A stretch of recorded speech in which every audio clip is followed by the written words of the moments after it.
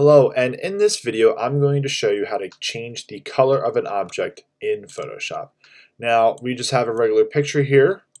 I'm going to take the background and create a new layer down here. So simply I'm just going to drag it and make a new layer. I always like to do that just to keep a original copy just in case something goes wrong.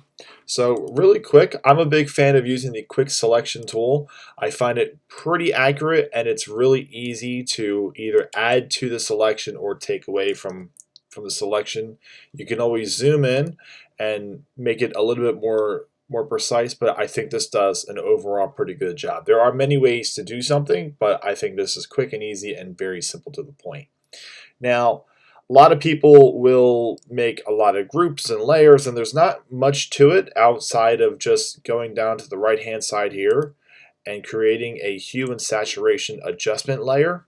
And from here, really simply, you can just pick a color if you want, or pick a hue.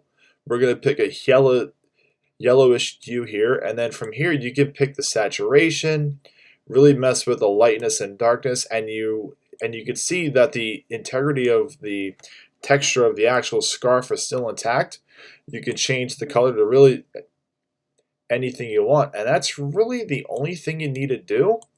And just to get the color just right to make it nice and yellow for the color of the scarf. And from this point you can just turn off the layer, change it back to red, change it to yellow, and that's it. It's really simple, really easy to do.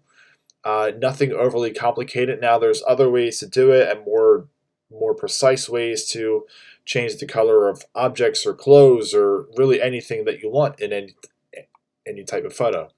So make sure to like and subscribe, and we'll see you guys in the next videos for some more Photoshop tips.